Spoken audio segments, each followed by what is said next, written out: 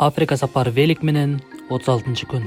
Күнүм кименде деген кичинекей айылдан башталды. Денем чарчагандыктан кичине көбүрөөк уктап коюп турмун. Саат 11лерде жолго чыктым. Кечээ баштаган ашуунун дагы 20 километрдей аралыгы бар болчу. Салкын аба ырайы, акырын соккон шамал денеге жагып турду. Акырын болсо да аралыктын өтүп жаткандыгы кубандырып жатты. Мал жандыктар деле аз эмес экен. Билинбей отуруп ашуунун чокусуна жетип, дароо эле ылдыйыш жол башталды. Кениянын жаратылышы, ага кошулуп Найваша деген көл, көз элемес, жан дүйнөн кубанган бир ажайып көрүнүш тартуулап жатты. Жапжашыл жаратылышка асмандагы аппак булуттарда көр кошуп турду. Ашуунун чыгышына кетирген күчүм замат деле унутулуп калды. Кениянын дагы бир туристтик шаарына жетип келдим. Тамактанчу жерине токтоп, кечээ күнү жамгырдан суу болуп калган кийимдеримди күнгө жайып тамактанганча эс алууга да жетиштим. Найваша шаарында кайык менен сафари кылсаң болот экен. Бегемот, пеликан, фламинго жана башка канаттуулардын арасында кайык менен жүрүп бир өзгөчө тажрыйба аласың деп айтышты. Башка күнү деп жолумду улай бердим. Шаардан алыстаганда жапайы жаратылыш башталды. Жолдун боюнда көптөгөн бабуиндер жүрүштү. Чоңураак бабуиндер көзүңө караганда бир сүрү бар экен. Саат 4-төрдөн өтүп адаттагыдай эле жамгыр себелеп баштады.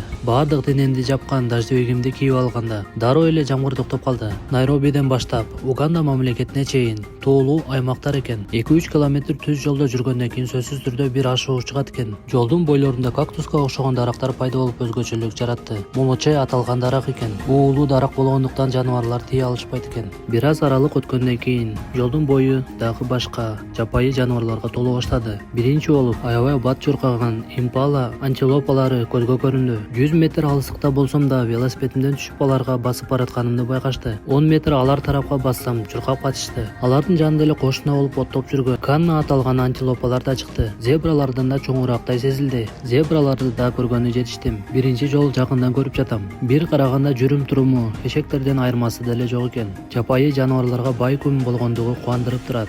Күн да кирип баратты. А мен болсо эс ала турган жериме 10 километр аралык бар болчу. Жолдун боюна 100 сомго ушул мөмө жемиштерди кечки тамагыма алып алдым. Негизги жолдон 200 метр аралыкта чатырымды тиккенге кемпинг жер бар экен. 500 сом акысын төлөсөм, чатырыңды тикпей эле биздин чатырларга жатып ал деди. 4 адам бата турган чатыр экен. Кубанып, кечки тамагымды даярдап, курсагымды тойгозуп эс алууга кеттим. Көргөнүздөр үчүн чоң рахмат.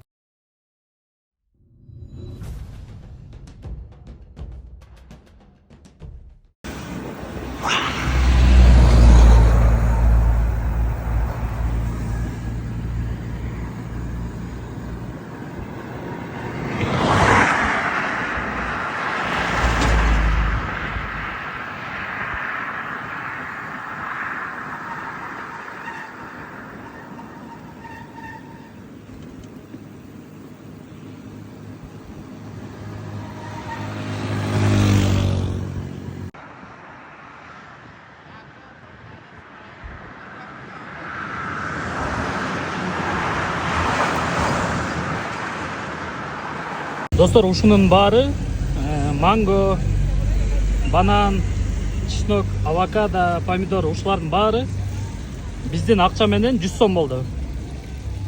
Аябай арзан экен. Могу авокадо болсо биздин акча менен 20 сом. Аябай таң калыштуу. Туура айтасыз, ал жагын ойлонбой калыптырмын. Азыр точно таң каласыз. Банан. Биринчиден чоңдугуна, экинчиден бул баасы 100-110 сомдон ары бериси. Азыр экинчисин алайын. Экинчи бананды. Мына. Бул банан болсо 1,5 сом, 2 сом.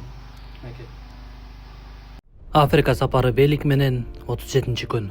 Бүгүнкү күнүм дагы эрте башталды деп айта албайм. Саат өзгөргөндүктөн табигый уйку циклым бул жактын саатына жакшы келишпей жатабы. Айтор эмне кылсам дагы эрте уктай албай жатамын. Жуунуп таранып, мөмө жемиштер менен курсагымды тойгозуп жолумду баштадым. Маанай жок болуп деле башталса деле, айлана чөйрөдөгү кооздук сага жакшы жактан гана таасир этет. Адамдын көзүнө жашыл түс жагат эмеспи? Жапжашыл тоолорго карама-каршы жайгашкан Элементита көлү дагы булуттардын аппак түсүн чагылдырып, кооздук тартуулап турду. 30 километр аралык өтүп Накуру деген шаарга жетип келдим. Бул шаарда деле Накуру аталган көлү бар экен. Мен бараткан жол тегизирээк болгондуктан көлгө анчалык деле жакшы көрүнүш ачылган жок. Кабаттуу үйлөр салынбагандыктан шаар адырлардын чокусуна чейин чозулуптур. Шаардын борборуна жеткенче түшкү тамактын деле убактысы болуп калды. Дароо тамактанып, суунун кампасын толтуруп жолумду уладым. Кениянын 4-чү шаары. Бул аймактардагы эң чоң шаар болгондуктанбы, элдин, айрыкча жаштардын көптөгүн байкадым. Салкын аба ырайы болуп, шамалдан сактанбасам да болбой калды.